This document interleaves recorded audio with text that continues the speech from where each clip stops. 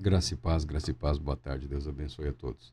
O estado intermediário, né, o estado intermediário ou além-túmulo, para onde vai o espírito humano após a morte, no período compreendido entre a morte e a ressurreição. E o que isso diz respeito a nós que entregamos a nossa vida a Jesus, o Cristo, o Cristo. Na Bíblia nós temos as palavras usadas lá no grego, tal do Hades, o latim Seol, Sheol. As duas palavras acabam tendo a mesma conotação de além, no sentido de além-túmulo. Denota o lugar para onde vai o espírito humano após a morte, enquanto aguarda a ressurreição final.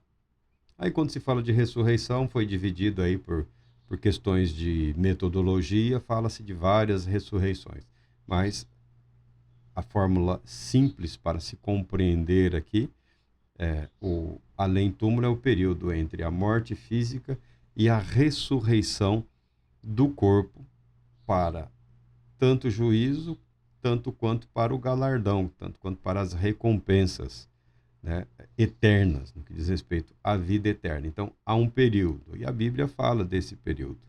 O Hades e o Seol, ou Sheol, Hades no grego, Sheol no Antigo Testamento, essas palavras em português têm a conotação de além, além túmulo, além vida física, né? Depois da morte do corpo, o espírito humano continua existindo. O livro de Atos dos Apóstolos,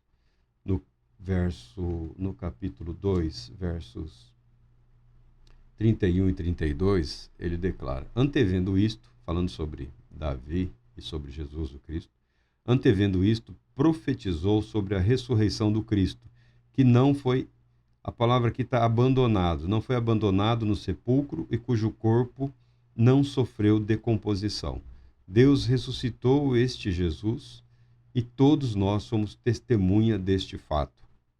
São duas condições, né? O corpo físico de Jesus não sofreu a decomposição, a deterioração, porque foi ressuscitado. E o espírito não ficou condicionado a um estado intermediário. Rapidamente foi reunido ao corpo e elevado através da glorificação, tá? Então, a Bíblia fala desse período intermediário, há uma série de questões sobre onde esteve Jesus nesse período, o que ele fez, o que foi realizado por Cristo Jesus nesse chamado período intermediário. Não é nosso objetivo agora abordar este assunto especificamente no que diz respeito a Jesus, o Cristo, mas nós, os cristãos, concluímos que o além-túmulo é o lugar para onde vão todos depois de passarem pela morte do corpo. O Novo Testamento, ele apresenta vários ensinos. Qual é a condição do justo? Qual é a condição do justificado? Qual é a condição daquele que teme a Deus, daquele que viveu para Deus? Qual é o cristão? Nós queremos saber qual será a nossa condição nesse estado de além-túmulo. É o que nos interessa saber, é o que nos auxilia. O texto, quando fala da ressurreição, no Evangelho de Mateus, o próprio Senhor Jesus, quando fala da ressurreição dos mortos, ele se refere em Mateus dizendo sobre Deus: eu sou o Deus de Abraão, de Isaque e de Jacó. Deus não é Deus dos mortos, mas de vivos. E várias outras passagens também no Evangelho de Lucas. E aconteceu que o mendigo morreu e foi levado pelos anjos para o seio de Abraão. E morreu também o rico e foi sepultado.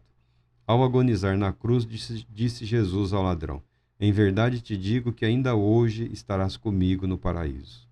A Marta, irmã de Lázaro, Jesus disse: e todo aquele que vive e crê em mim nunca morrerá.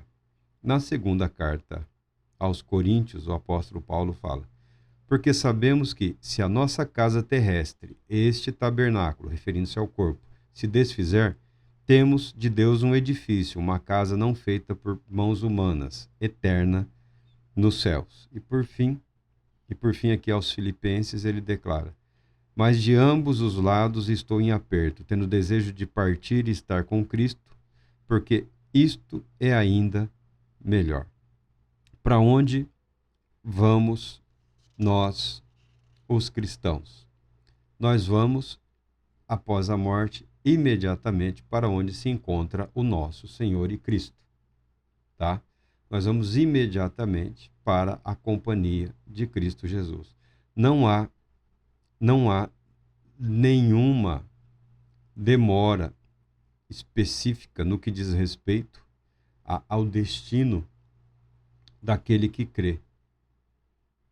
Imediatamente após a morte, ele é transportado, ele é levado para onde se acha Jesus. Quando o crente fecha os olhos nesse mundo, ele, ao abrir os olhos, ele o faz no céu, porque o céu é o lugar onde Cristo se encontra.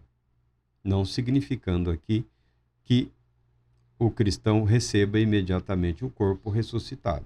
Não é isso que o texto está dizendo. Está dizendo que nós iremos para onde Jesus, o Cristo, está, e com ele sempre estaremos.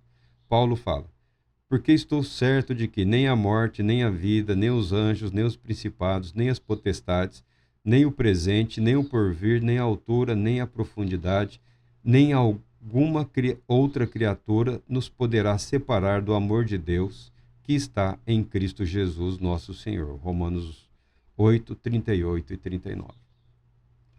São muitas as leituras possíveis, mas a leitura específica da esperança, da confiança do apóstolo Paulo, de que, ao morrer, estamos onde o nosso Senhor Jesus Cristo se encontra, reflete-se nesses textos. O que é esse estado intermediário para aquele que confia em Deus, para o justificado pela fé?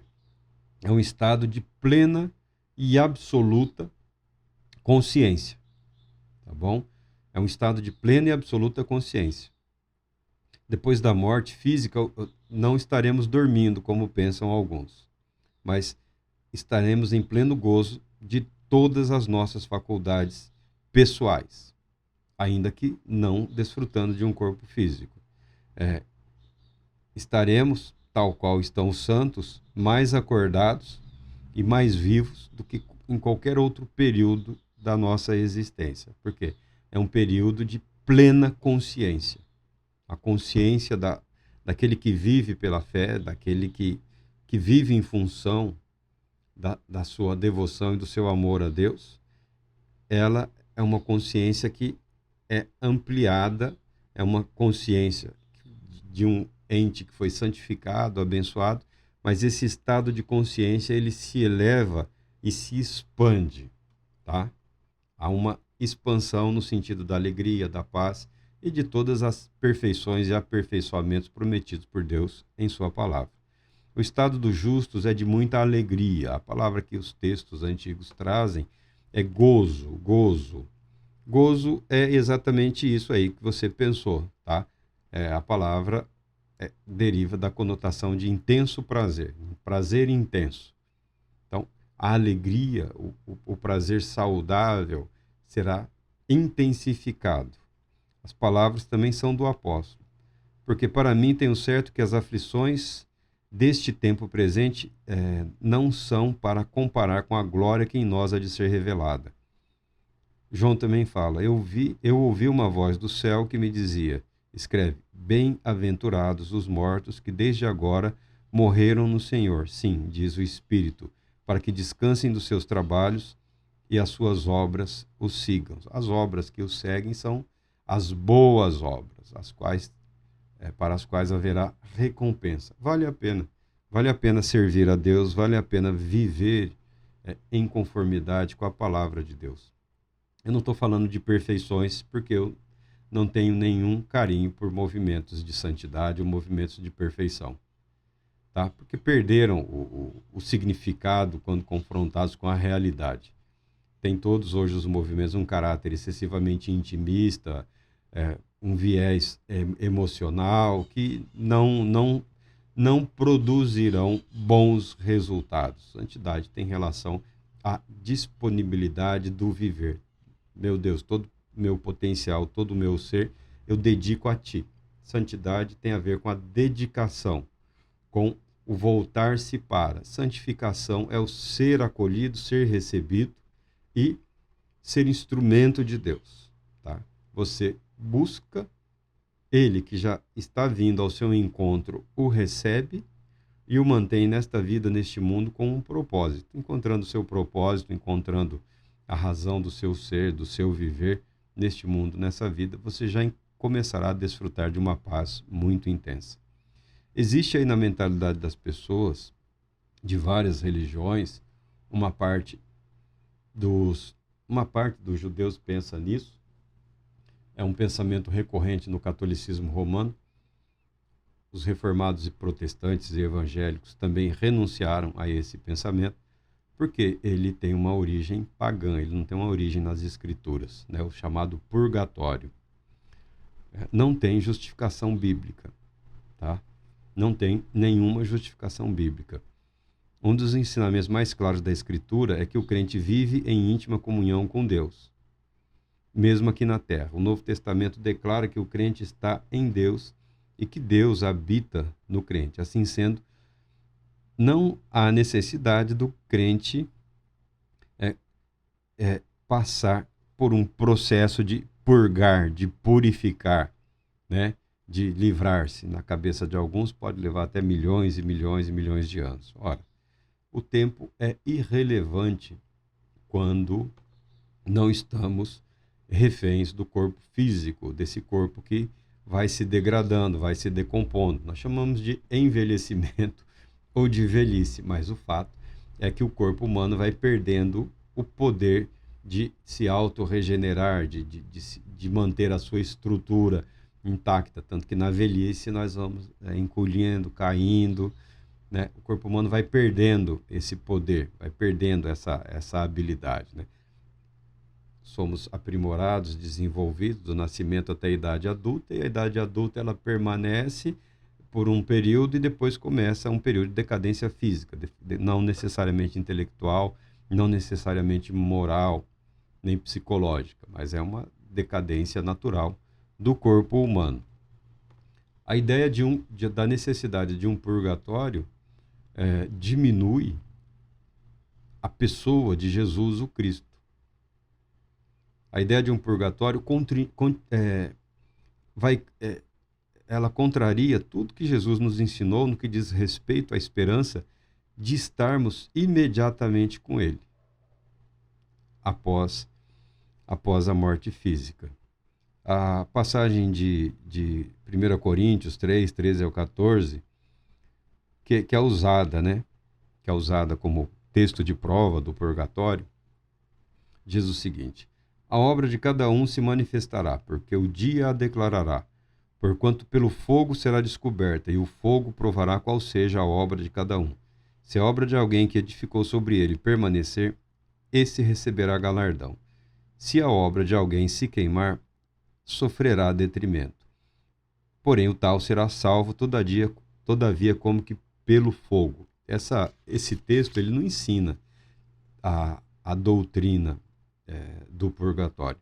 Tá? Ele não tem essa preocupação. Ele só está dizendo o seguinte, que o estado intermediário não é o estado final, porque durante esse tempo entre a morte e a ressurreição, o justo não tem corpo. Tá? Então não há, nesse período nesse período intermediário de além túmulo, uma conotação de exercício de juízo ou julgamento de obras. O julgamento das obras, o julgamento da vida, da maneira como a pessoa viveu, o julgamento do caráter, da retidão entre os pensamentos e as ações, os atos, palavras e sentimentos, emoções, a vontade, a volição do ser humano, ele é parte do juízo, ele é parte do julgamento. Aí tem aqueles que dizem que o cristão não passa por um julgamento. Eu entendo que não. Eu não gosto dessa conotação. Eu não gosto dessa conotação porque dá a impressão que o cristão entrará na eternidade como o protegido do dono da festa, como um penetra ali, independente dos seus erros. Não, não. Com Deus é transparência total. A Bíblia fala que serão abertos os livros e, junto com todos os livros, será aberto o livro da vida. É claro que é uma simbologia do pleno e perfeito conhecimento de Deus no que é tocante ao nosso viver, ao nosso ser, a integridade da nossa fé em Jesus o Cristo. Tá? E diz que aquele cujo nome não se encontra escrito no livro da vida, esse não vai para o reino, não vai para o céu, não vai para a vida eterna. Tá? Eu entendo que o cristão passa, sim, por um julgamento, por um juízo. Por um juízo.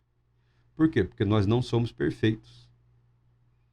Quando se fala de um estado de consciência e do aperfeiçoamento, o juízo tem o objetivo de condenar tudo que é condenável. Ninguém vai a juízo para ser absolvido. Ninguém vai a julgamento para ser absolvido. Mas é importante que tudo que é condenável seja condenável. O julgamento dos santos tem o objetivo de ser testemunho, de testemunhar diante de toda a humanidade, não a perfeição do cristão, mas a perfeição da graça de Deus em Cristo Jesus. A abrangência, a plenitude e a profundidade do amor de Deus que se revela no ato de salvar aquele que merece justamente o oposto. Quando levamos em consideração o conceito de santidade, de perfeição de Deus, o que Deus exige da humanidade é inatingível, é inalcançável. Tem alguns que surtam, que piram na batatinha e saem por aí dizendo que são perfeitos e aperfeiçoados, que são isso, são aquilo. Normalmente são muito caricatos, né? São carrancudos, aquele olhar assim, né? Que parece um espírito pairando, né? Esse povo que eles não andam, eles não caminham, né? Eles deslizam, né? Pelos eventos, por isso e por aquilo. É ridículo, é falta de conhecimento da palavra de Deus e o que é pior, falta do conhecimento do verdadeiro Deus, ainda que inspire a vida de um ou outro aqui, que traga algum tipo de conforto para quem nessas coisas se apegam, não reflete a verdade da palavra de Deus. A palavra de Deus, pelo que ela nos mostra, se for para levar como ela é, não passa um. O único é Cristo Jesus, nosso Senhor, cujo corpo não ficou no estado intermediário, aliás, cujo espírito não ficou no estado intermediário, cujo corpo não se decompôs. Ao terceiro dia, ressuscitou. Corpo glorificado, exaltado, a primícia daqueles que vivem para Deus. Na ressurreição de Cristo, muito certamente outros santos, os santos do Antigo Testamento que aguardavam no estado intermediário, tiveram seus corpos ressuscitados, foram perfeitamente santificados e aperfeiçoados ali e desfrutam a companhia do Todo-Poderoso Deus à destra de Cristo Jesus, nosso Senhor. Mas nós, após a nossa morte, também com ele estaremos. No livro de Apocalipse tem uns detalhezinhos lá, uns detalhes específicos que indicam que o fiel a Deus, ele recebe uma espécie de proteção, um tipo de consolação, enquanto aguarda a ressurreição do corpo físico. Está lá tá em Apocalipse, quando nós lá chegarmos, sobre isso nós falaremos. O importante é você saber que a nossa esperança, ela não é parcial. A nossa esperança, a nossa fé em Cristo Jesus, ela é absoluta, ela é total. Onde Cristo estiver, estaremos com Ele. Se morremos, vamos para o céu onde Jesus está. Quando Ele voltar, os que estão no céu virão com Ele. Os que estão na terra, a Ele serão puxados. Nós sempre estaremos com Jesus, na vida ou na morte, e principalmente na ressurreição. A condição do injusto no além-túmulo, daquele que não foi justificado, que não foi remido, não teve sua vida e seus pecados purificados pelo sangue do Cordeiro, o texto tratará logo adiante.